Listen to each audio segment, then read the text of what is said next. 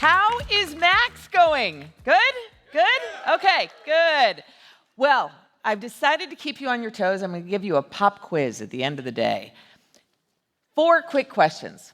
First, how many of you have received any sort of pressure from your CEO or CFO about the cost of your content? Anyone? Anyone? Come on, raise your hand. I see one back there. How many of you all feel like you need to keep being asked to do more with less? A lot of hands. How many of you feel like you've got all of your content development figured out? Everything runs smoothly, perfectly, no bumps in the road, no bottlenecks? Anyone? Okay, last, how many of you have figured out how to seamlessly integrate generative AI into all of your workflows so that it works smoothly, easily, and everyone is using it? That's kind of what I thought. By the way, if someone had raised their hand, I would have taken you out for drinks immediately after this.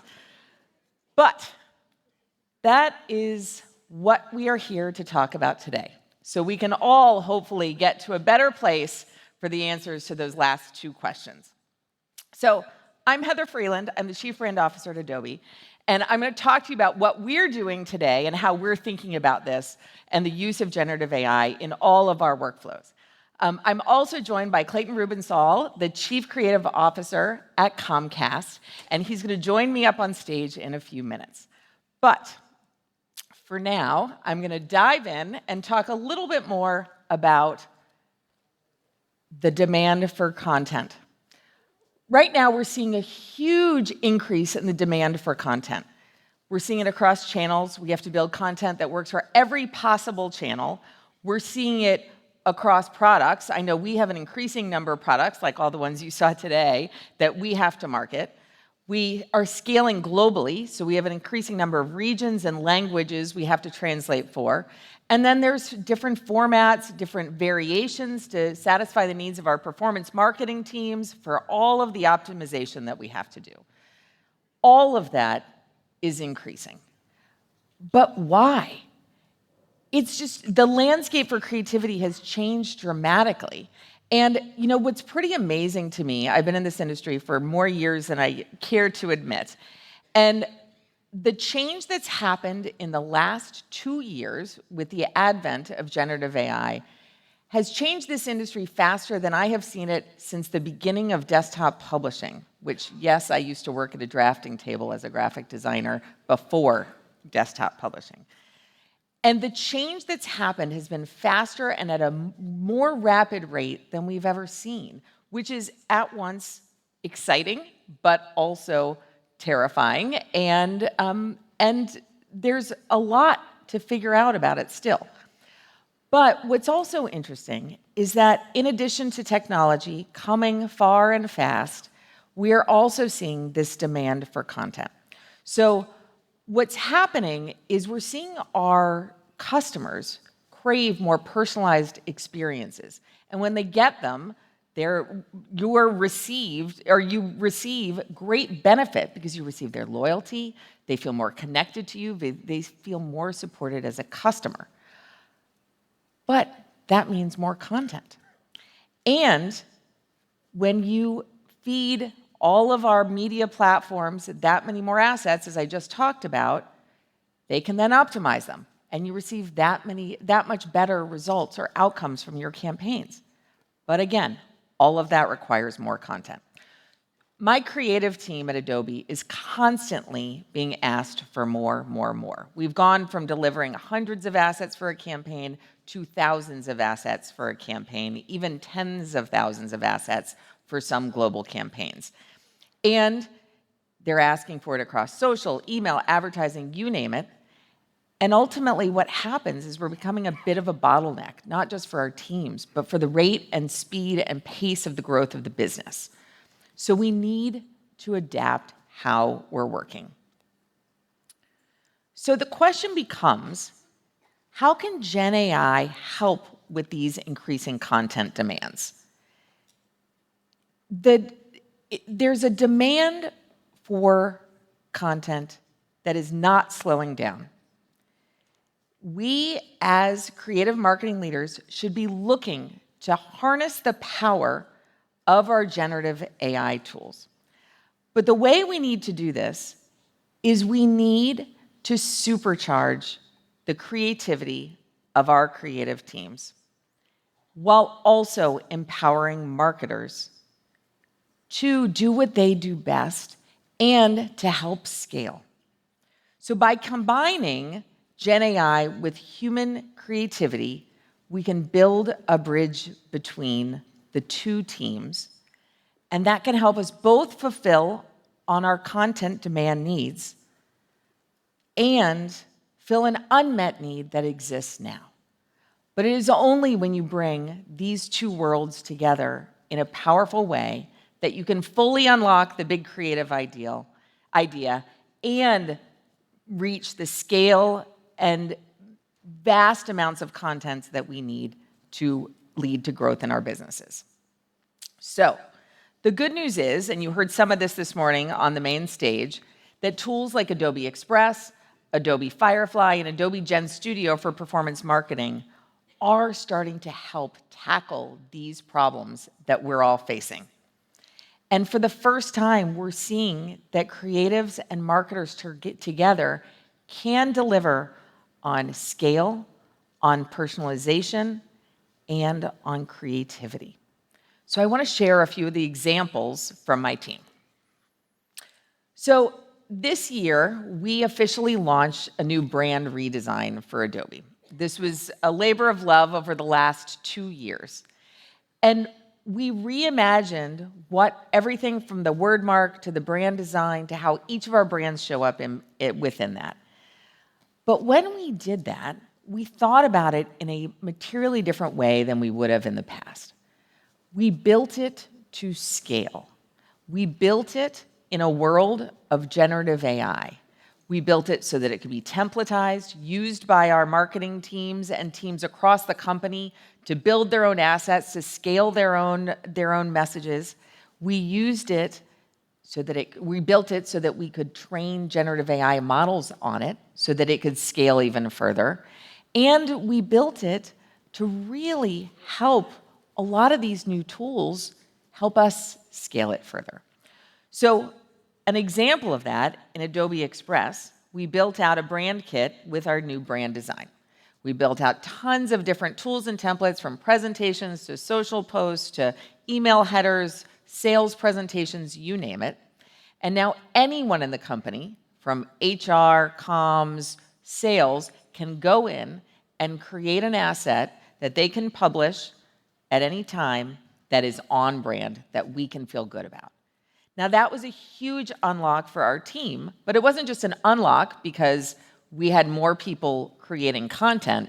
It was an unlock because it enabled my team to basically say, we've got a solution over here in Adobe Express. Don't bother me with the random tactical thing. I'm over here focused on the big idea, which is exactly where we want them focused. So it was a massive, really freedom generator for our teams to have that time and energy to focus there. The next topic, Adobe Firefly. So as you've heard, we've rolled out Adobe Firefly and Firefly services that can help us scale our brands that much further. So every spring we do an event called Adobe Summit. It's our event for enterprise marketers, just like this is our event for the creative community. And at that event, we created a brand design. And what we did was we then fed it in and trained Firefly services on that design. And then we were able to generate dozens and hundreds of variations so that teams could post social about it. We could send out emails. We could create new assets, again, all on brand without us having to create every single one. Again, ultimately putting the brand in the hands of people who could deploy that brand, keep everything safe, on message, on voice, while our team's focused on the big idea. Now, you heard the team on stage this morning talk about how we did the same thing with the Max design system this week. A lot of that was generated. We had a brand design system, and then we used Firefly to help us create dozens and dozens of variations. So it's ultimately an incredibly dynamic experience across all of our channels. So finally, Adobe Gen Studio for performance marketing. You heard about this morning, and this is one of the things that my team has been most energized about this year. So it's the first application that really enables marketing teams to dig in deep and partner with our creative teams in a really rich, meaningful way that's fueled on brand guidelines and results and insights. So just to give you a quick view into how this has worked for us, we fed in all of those new brand guidelines that I just talked about into the system, and as also we trained it on our voice, we trained the LLM on our voice, and then we hook that up to all of our existing assets, and then even new assets that we create. We've worked with our performance marketing team to train them on different prompt language that they can use to generate things that are on voice, and they work and sit hand in hand with our creative teams to generate emails, advertising campaigns, and dozens of variations in what used to take days now takes hours. But what's a huge unlock for our teams in this is that they actually get to see the insights related to each of those assets and what actually worked. So what you see here is an example of an email that we sent out, that we built entirely in Gen Studio. It generated all these different variations off of a single image. We ran this. We could test and see, okay, this was on brand, this one's not. All the while, our creative team could make sure that they were getting a final look at things before it went out the door, and then we could run the creative to see what worked. They were all on brand, but you better believe none of us guessed that version 2 was going to be the one that won that when we put it in market. I would have guessed the donut. I don't know about you guys. But there was a 50% difference in the lift between the lowest performing and the highest performing. A huge difference. And again, something we might not have come up with on our own. So again, this starts to unlock new opportunities and new benefits for us as we all look to grow our business. And again, my team wasn't sitting there generating every single iteration, wasn't sitting there spending hours and hours toiling away on more tactical tasks, and they could focus on the big idea. So it's mind-blowing to me that for years and years and years, that is exactly how it worked. All of this was very tactical, time-consuming, and then in a matter of, again, the last 2 years, we've accelerated the pace at which we can create content thanks to a lot of this new technology. But I want to be declarative here. It goes back to something I've said time and time again over the course of this conversation, that this is an unlock for creativity. No longer is my team spending days and nights and weekends building tactical things and producing dozens of variations. They're focused on the big idea. And that is massive. But what we also know is that we're getting crystal clear on our brand identity, and that's critical for this as well. So we have to ground ourselves in what is true about our brands and really make sure we know and understand that so we can then help it scale and enable that change. So when we think about this new Gen AI world that we're all operating in, it comes down more than anything to the people involved. I often say that technology is a lot easier to change than people. And that is why investing the time in building the connection points between your creatives and your marketers, helping them build that shared respect for what each are trying to do, helping them learn how to collaborate, learn how to speak one another's language, learn how to write prompts in the way that will generate something on brand. And that creates this massive unlock for all of us. And if you remember only one thing, creativity matters. It matters not just to this world being a better, more inspiring place. It matters to our businesses. We see often that there's an 11 times ROI on great creative, and that can drive the growth that we all seek. But Gen AI only works from the power of the people who drive it, and it can be an unlock for them and their big ideas. So with that, I'm going to pass it over to Clayton Ruebensaal. As I mentioned before, he's the Chief Creative Officer at Comcast. He oversees all of their creative media sponsorships and more. And prior to that, he's been at incredible brands like American Express, Ritz-Carlton, and on the agency side as well. And please join me in welcoming Clayton to the stage.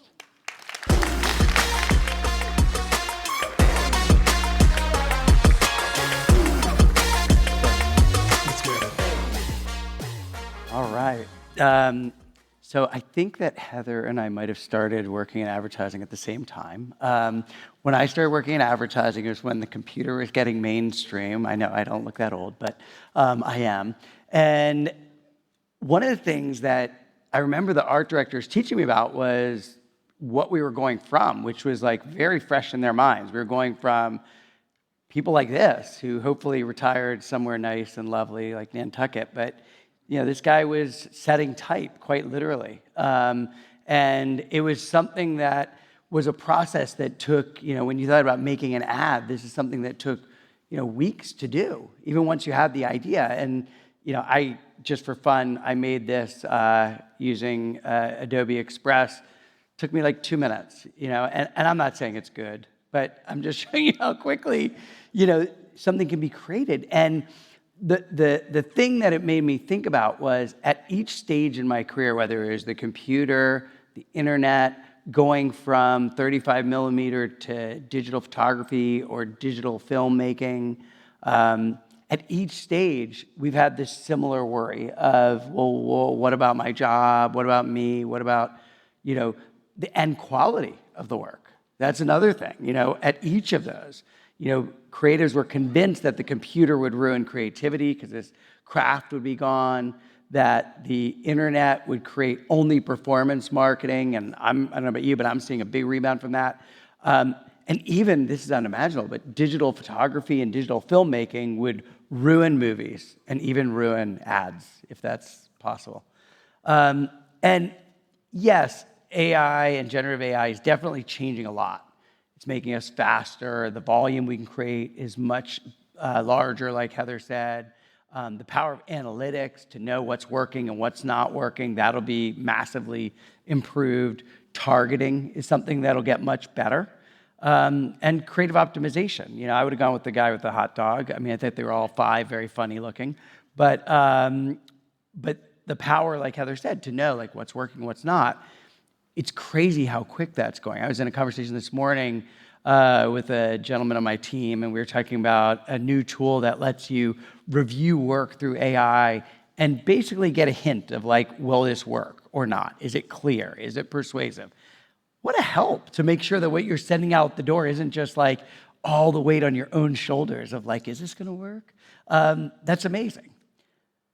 But on the other side, what's not changing? The end recipient of what we do, whether we're designers or filmmakers or editors or work in advertising, the human being is not changing.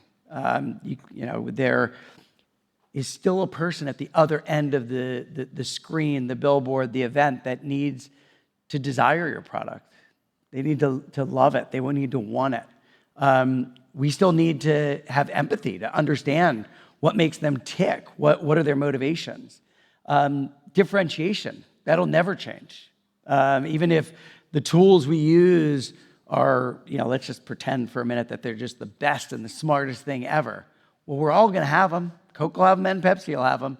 If we carry that to the end, they're gonna end up with the same thing. And one's gonna have the power to say, I'm just gonna do something different. And that's always important. the attention span of the human being is actually getting worse. This is really scary because humans have been around for a long time. And in the last 20 years, our attention span has gone from 12 seconds to 8. That might not sound like a big deal, but do you know who's at 9 seconds? The goldfish. This thing who we always thought was like just, didn't even have an attention span. We're all worse now. Strategic decisions, that won't change. When we think about the products and services we create for our businesses, a big part of it, I believe, in my heart of hearts and in all the experiences I've had, is what's right for us, our culture, our strategic direction, our partners, our footprint, our customer base. It's different. Mine isn't the same as Verizon's. Mine isn't the same as Netflix. Mine isn't the same as AT&T's. And I'm sure yours isn't either compared to your competitors. So there are some studies done on the what's changing side. BCG did this study using 50 marketing departments. And no surprise, even in the early days, and it's crazy how early days it is, marketing departments were making 12% more stuff using generative AI, which is a big deal because we do need to make more than we ever have, and creating it 25% faster. And we're at the infant stages of this. So that will continue to accelerate. On the other side, what's not changing, a gentleman named Neil Patel did a study looking at content that was for blogs that was created by human beings versus content that was created by generative AI. The content created by humans still works a lot better, like significantly better. We look at things like click-through rates and 0.02, 5x more traffic from the human created. Now, I'm not trying to pit these two against each other. That would be silly, especially with Heather as my host. But the fact that human-generated content is generating more traffic and more SEO says that there's something interesting here. And it's not an either or, it really truly is an and. It's about these tools, in my mind, thinking about myself, thinking about my team. It is about these tools empowering creative people, not replacing us.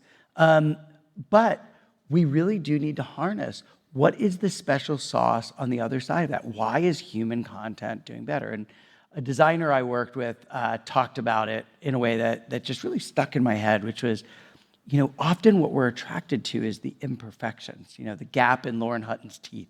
That's what makes her beautiful. That's what makes us want to see her on screen. It'd be a criminal for a dentist to fix that gap. And it's the same with the things that we make. It is not the perfection that draws us in as human beings. It's the gap. So, my message to you would be, think about the things that this will open up for us. Think about not just the early innings of making us faster and we can create more stuff, because that makes us feel like factory workers, but think about the things that we didn't dare to think about in the past that we may be able to in the future. So for me, multicultural marketing has been one of those where I've never had enough money to do what I want to do. And that, I don't mean what I want to do, but like what I really believe we should be doing for the business.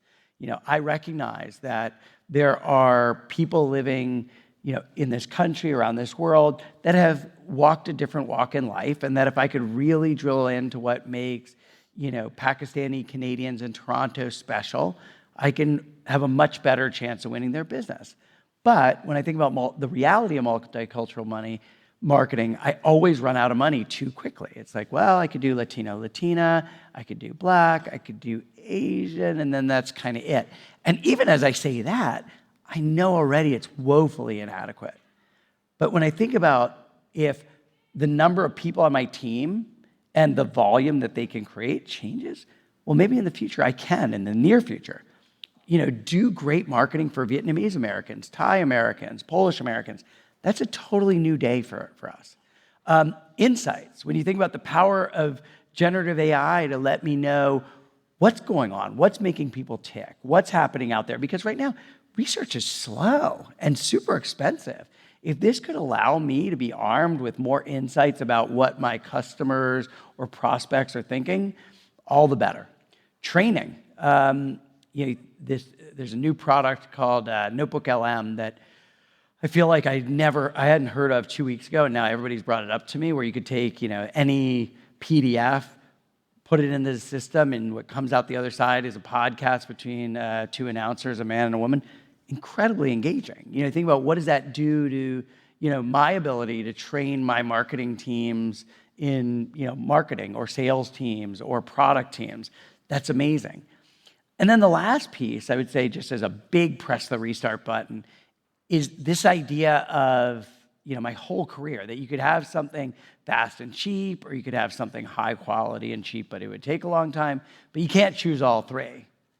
But maybe that's not true anymore. Maybe you can have something that's fast and cheap and high quality. So one thing that we're working on right now, if you could play the video, is we're doing a pilot using a video version of Firefly to see if we can take this one sliver of our advertising that we spend a lot of money on, that we call rapid response. Rapid response for us right now is 6 weeks. I didn't used to chuckle when I said that, but I was proud of those 6 weeks.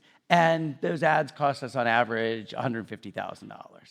And what we're looking at with the ability to do this through AI is we could potentially bring that down into hours and thousands of dollars. That's a huge change, not just to bring costs down, but how much more marketing I could do. So, here's a version of something that we populated with our visual identity system for Xfinity, one of our products that sells mobile phones, cable TV, and internet services. And that's the kind of thing where if we could create that, inside of a day, if we could create that and get it to market inside of a week, and cost isn't our big barrier anymore, what else would we do that previously we wouldn't have allowed our imagination to even consider? Because immediately we would just be like, well, we can't do that. That's ridiculous. So for me and my team, the last 6 months has been extraordinary. Extraordinary in terms of just opening up our minds and our hearts to think about all the what ifs. And now we're like rolling up our sleeves and getting into brass tacks with partners like Adobe on, let's test some of this out. Let's see what we can do. So it's exciting. So thank you. Appreciate it.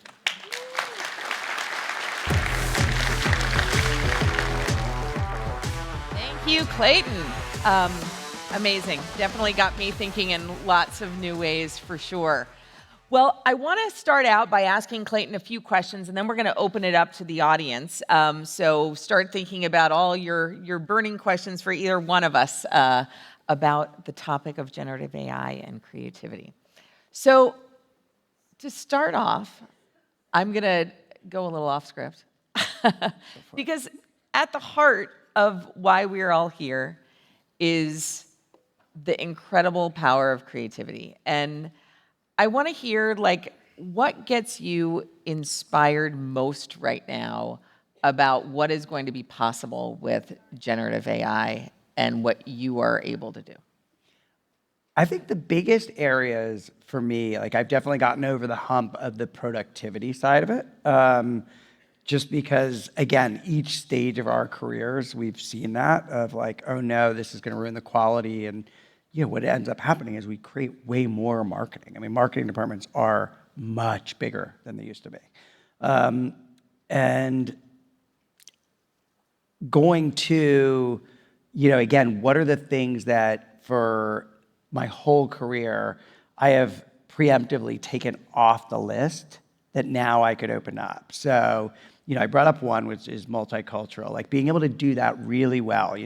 Sitting in here in Miami, our most international city in the U.S., you're bombarded by the wonderfulness of what makes this country great and all the different cultures that live here.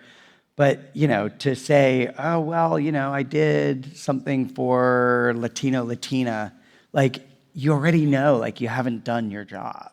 And having the tools to really get down and talk to, I think about my family, my grandmother's from Uruguay, and, we speak Spanish maybe 10% of the time in the house. They moved here before I was even born.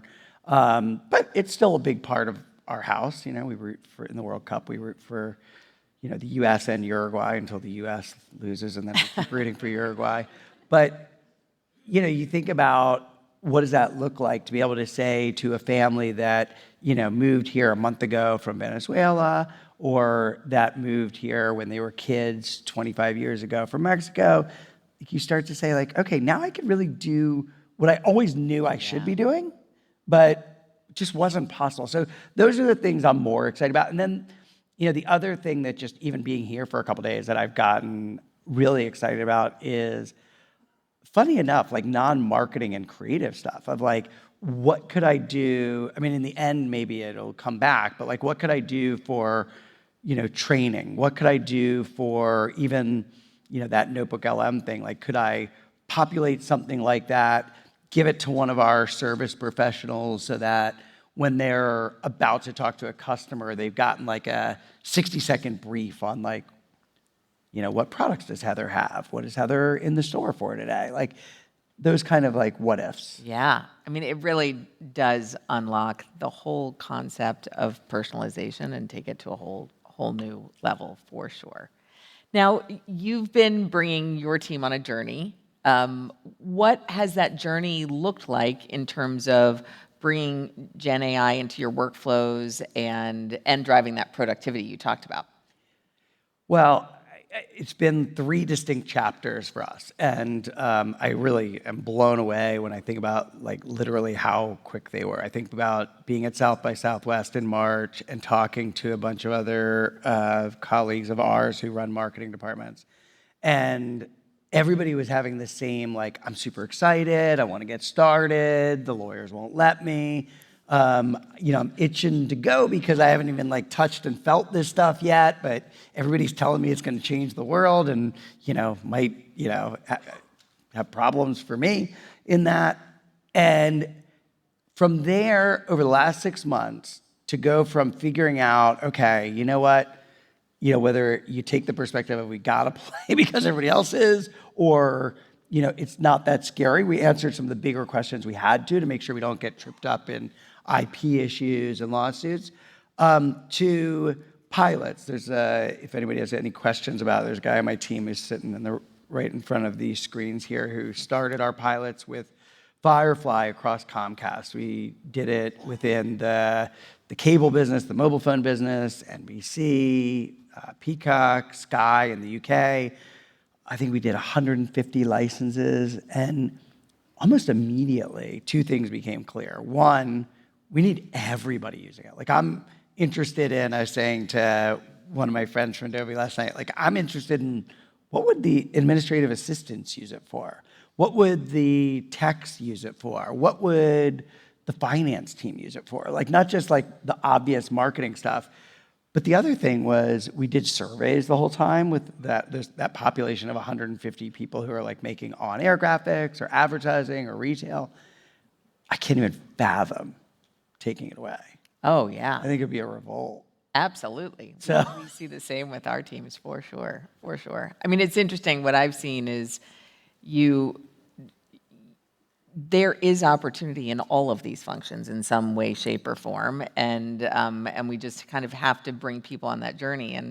And what we've also seen is that there are people who naturally lean into this as well, and the more we can shine a spotlight on them and give them kind of more time and space to experiment and inspire others, the more goodness comes to. And that's always the case, right? Like I remember, social media was a really good example of that within marketing where, there are people who just, like you said, Heather, leaned in right away and they ended up, their career shot up because they like got hands-on firsthand experience. I think that's another fun thing is, that mix of what you're doing in your personal life and then bringing that into your professional life and the other way as well. I just started using the AI version of Gmail, and, the other day I asked it to summarize all the correspondence from my kids' school, and it was awesome. I get so many emails from my kids' school, and it was like, 4 things. They're like, you got to turn in this medical form. There's this coffee for the 9th grade parents, yada, yada. It was like, that's super helpful. Okay, now what could that do at work? Totally going to use that. Yeah. And that is a massive parenting unlock right there. You know what else? So just by coincidence, Heather and I were together last week. And one of the things that somebody said to us was that even some of the really obvious stuff that we need to know about prompts is so counterintuitive because we've been doing searches for so long, and searches, you try and limit it and get specific. And it was somebody, I think, from Google that was saying that the best prompts are around 30 words long. Oh, it's insane. Right? You see some of these The prompts more, from the my better. team, they're like this long on the screen. Right. And it's, it's so interesting because you were talking about kind of find the people who often have a passion in their personal life or what have you. One of the things that we found when we piloted, and we're still piloting Gen AI for performance marketing, was in the first few rounds, the performance marketers who were using it and were really leaning in, were producing this amazing work. Then we come to find out that they all kind of have like a personal passion for design or photography or some sort of creative outlet. And so it wasn't surprising that they were leaning in because they've kind of finally felt like, oh, this was something that they could feel like they could find a creative outlet for in work. Now, what was also interesting on the flip side of that is when we got to prompt engineering, it was very difficult for our performance marketers to even know the language to use to generate a prompt like our creative teams do. They all, like the creative teams, know how to use terms to describe, the shimmery effect that comes down in a way that the model will translate into what they have in their mind. And our performance marketers did not have that. And so we had to spend a lot of time building out prompt guidelines, prompt training, really help them learn. And I think, again, it goes back to what I was saying before. It's having that kind of unlock. And what we started to see was this shared respect for what the other did at a degree that they had never seen before or fully appreciated before. And that's when the partnership and that collaboration really came through, which was powerful. I think the other thing I can't help but point out, because I know who's in the audience, is there's something really funny about what we all do, and I'm assuming everybody makes something, in that anybody could do it, but that doesn't mean that it's good, right? Like anybody could write an ad, anybody could make a poster, anybody could shoot a commercial, but that doesn't make you Picasso. No. That doesn't make you, a great director or editor or, a world-class designer. What makes you great at what you do? And back to, I loved your stat, and I'm actually going to text you to see if I can get more of the background on it. Of good creative has an 11x ROI better. Yeah. It's a massive difference between the charlatan and the expert. And the expertise comes with understanding design, understanding communications, understanding film, understanding editing. Just because I can give you the tools, and I think that's a funny part of doing what we all do is, like my finance partners or my CEOs through the year, they all know they can kind of do it. They have a computer, Yeah. Oh, believe me, I think every creative in this room has probably fallen victim to someone who was not a creative telling them exactly what copy they should write, exactly how that should sound, exactly what that should look like. But I think it comes down to the fact that what you said, is it good? And often, and this is where the creative leader is so important because they have that sense of taste, they have that sense of what is truly good. They have that understanding of how to bring the unique human insight into their work in a way that's going to resonate, in a way that just because I can type an email to you doesn't mean I can type an email to millions of people and expect them to buy something, right? There is an art to what we all do as creatives that is not going to be able to be replaced fully by these tools. So let me shift gears for a second, and I'm curious to hear how are you leading through this on your team? Like what does this look like from a cultural evolution? What does this look like? How has this changed your own creative philosophy?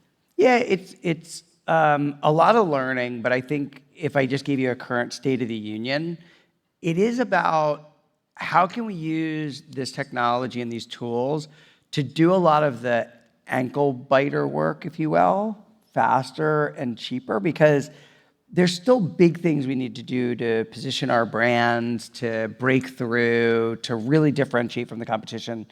And I want to save every penny I have to pour it into those incredibly special things. So whether that's, working with, Pentagram on design work, or it's working on an experience like this with, our partners, GMR, like, I want to save my money for those things. I don't want to waste it on the things that are $150,000 that could be $500. Yes. Like that's kind of where we're at in our development. And then the bigger things like insights and multicultural marketing, we're just in the early days, just trying to figure it out of like, okay, we know there's something worth pursuing there, but by no means do I know how we're going to do it. But it definitely, the big flip is it all seems possible to me, where before that door was closed. Yeah, I mean, it is amazing what an unlock it is. And what you talked about with budgets is no different what I was talking about with time, right? Like, yeah, same thing. You want to put your money just as much as your time on the big ideas that are going to differentiate your brand, that are going to make you stand out. So I'm going to ask Clayton one last question. In the meantime, start thinking about your questions in the audience, because we're going to bring the lights up next to answer anything you have. So Clayton, last question for me at least, is what is the one key takeaway you would have for the audience when they're thinking about kind of the intersection between human creativity and AI? Much like that difference between anybody with a computer could theoretically, do something creative versus, a real professional could create something great. Same thing here is just be the voice in your organization, that these tools, just like, the internet didn't just like make marketing happen. The internet didn't just make companies, successful. They were empowered by it. It was definitely tools that allowed for scale, that allowed for new things to be achieved. But, much in that way, when you think about AI and what can it do for marketing and design and production, being the voice of balance and reason in that story to say, absolutely, these tools are important. They are going to supercharge what we're doing, but they aren't the thing. One of a designer that reports to me talked about it as he runs a pretty big team, and he was saying like, I don't want to demean it, but like a lot of it could just be another plugin that they had just created. But this one has a lot of power and noise to it. But like, yeah, it's a tool, and it's a great tool, and it's a powerful tool, and it's definitely a very new tool to us that we're just starting to wrap our heads around. But it's not the thing. The thing is what we create. It's the special product. It's the beautiful design. Those are the things that people are buying. Whether everybody in the organization realizes that or not, that's the truth. Yes, for sure. Okay, so if we want to bring the lights up a little bit, there's microphones, I think, over here and in each of the rows. If anyone has any questions they want to come forward with. And while you're walking around, I just want to say thank you to everybody for coming. Yeah, thank you. Heather's the host, but I'm just grateful as a speaker. I'm glad people are here. Okay, let's go over here. Hi. Hi.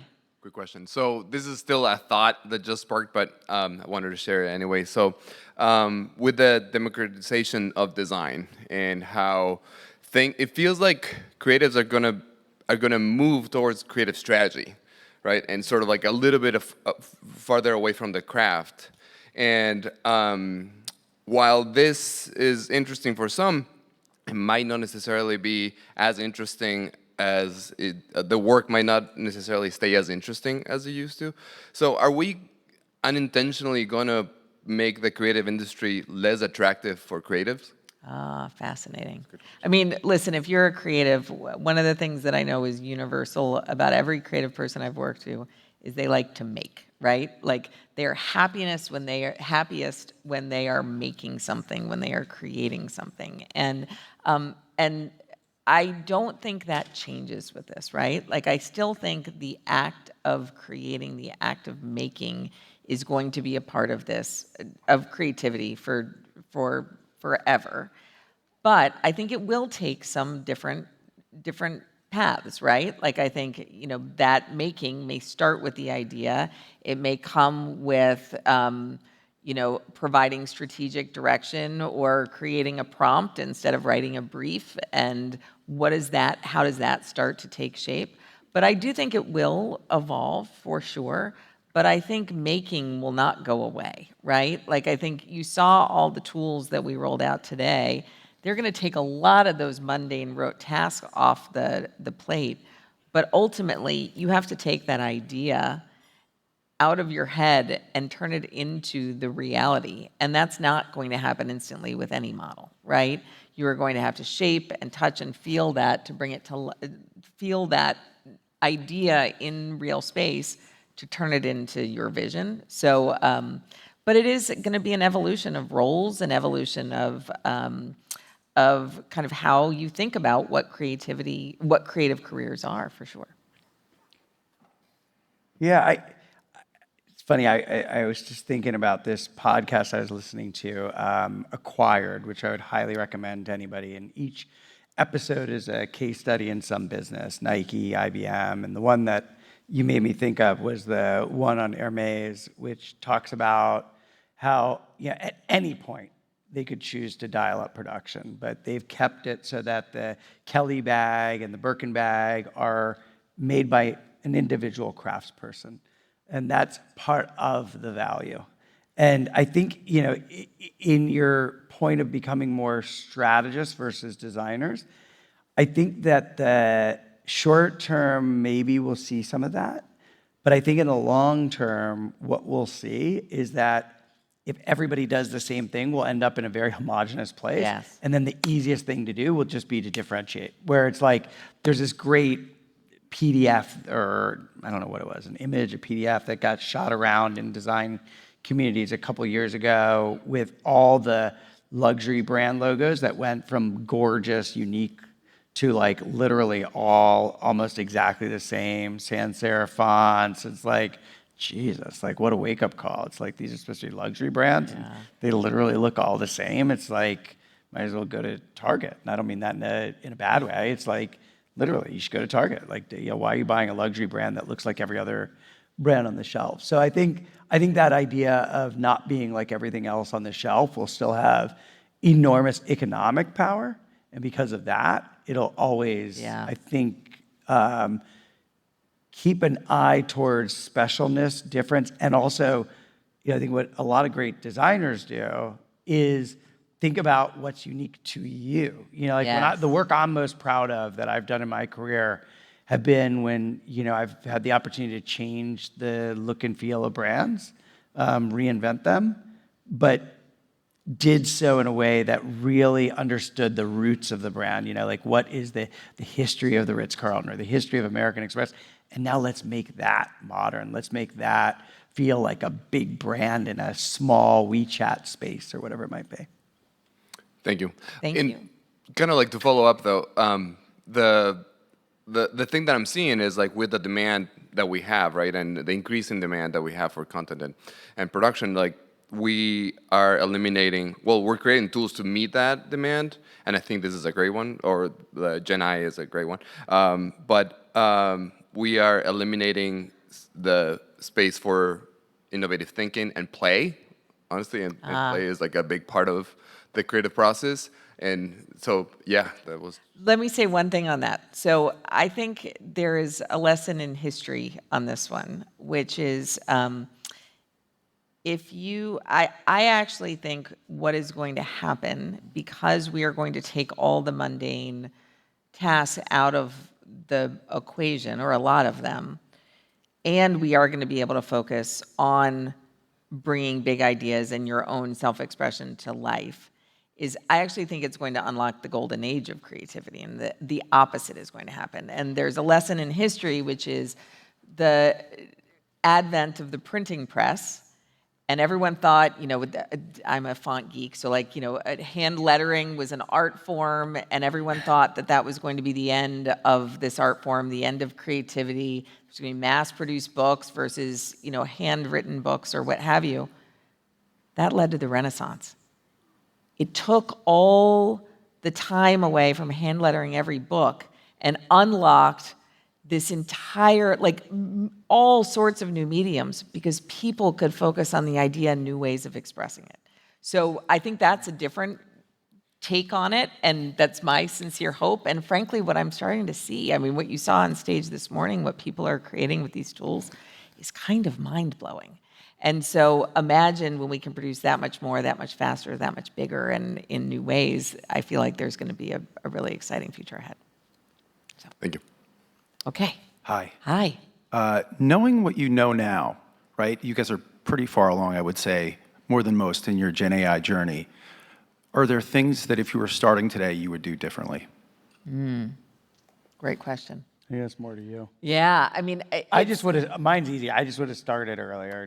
all of us, I think, totally. I think what's funny is I think, if I'm being honest, I would have been a little bit more aggressive. Now, and this is funny because we joke that I'm customer zero at Adobe, much like patient zero, except hopefully with a better connotation.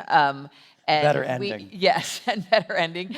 But we get to use all of our tools first. So that is an amazing gift because we can give people feedback, what have you. So it's kind of built into my team.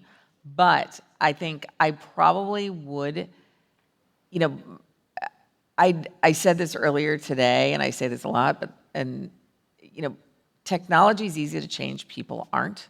And I think I would have started on the journey of preparing people and the culture to be able to change and adapt and making people feel comfortable with that and focusing on building that growth mindset and helping people be adaptable to new ways of working and all of that. I think that sometimes gets lost in the change management journey, and we focus on the tools and how to learn to use the tools.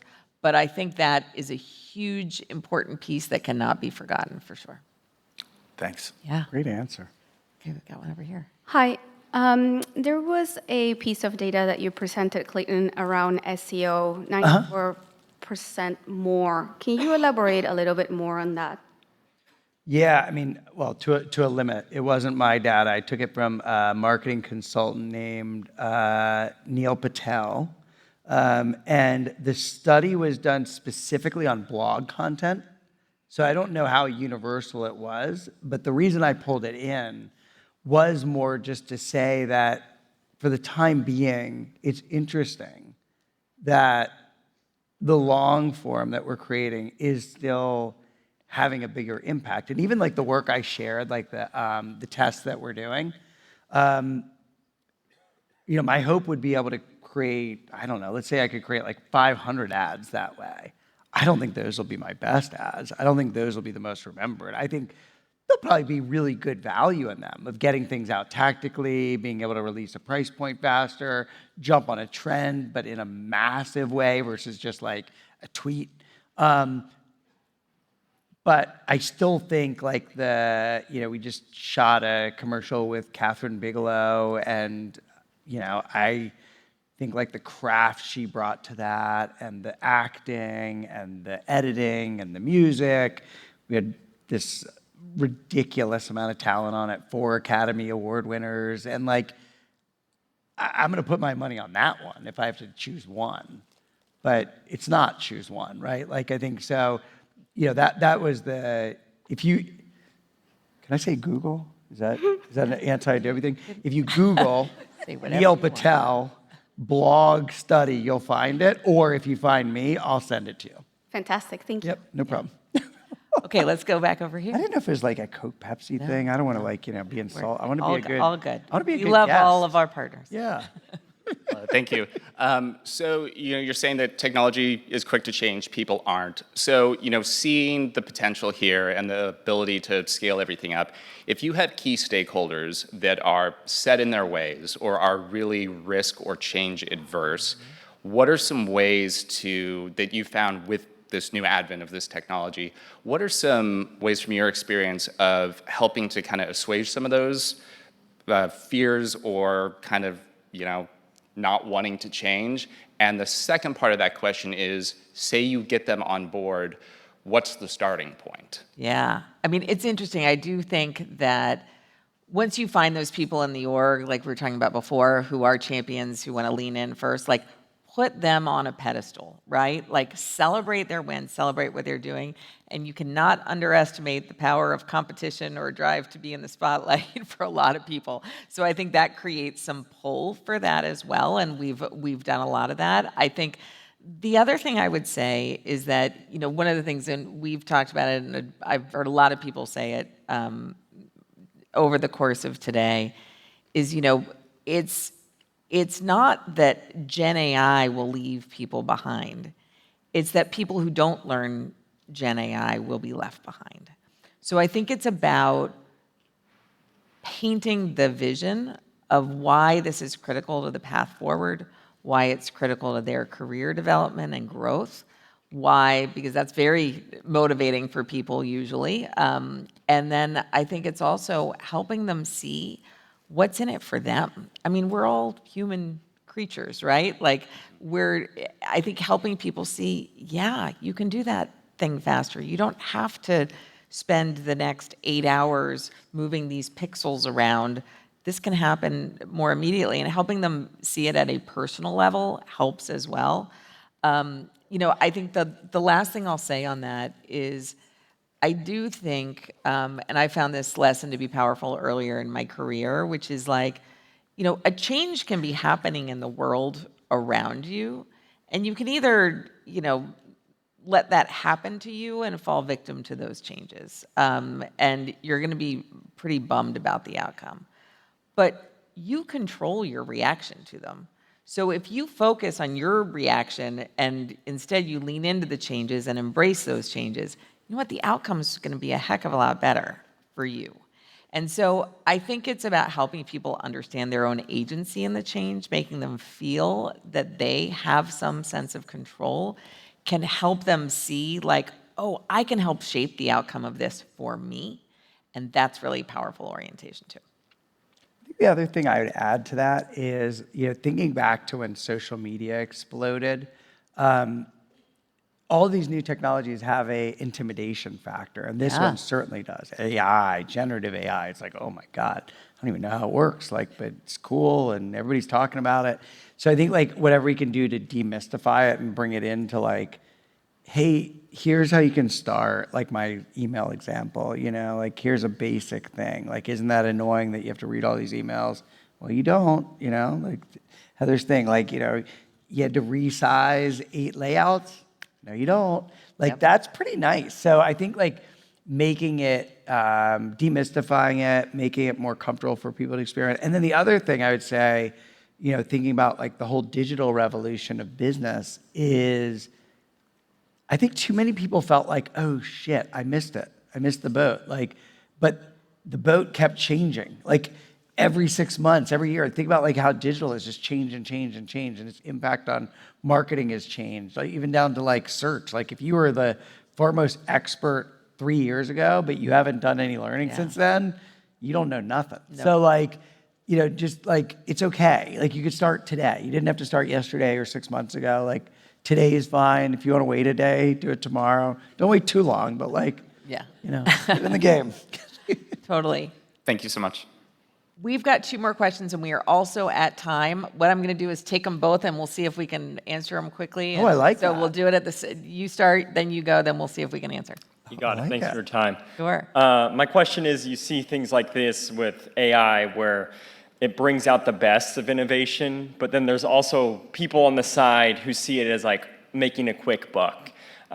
Situations where recently where companies were just saying blockchain on their earnings calls and stuff just to boost the stock and whatnot during that boom. And there's definitely been a trend of that in AI as well.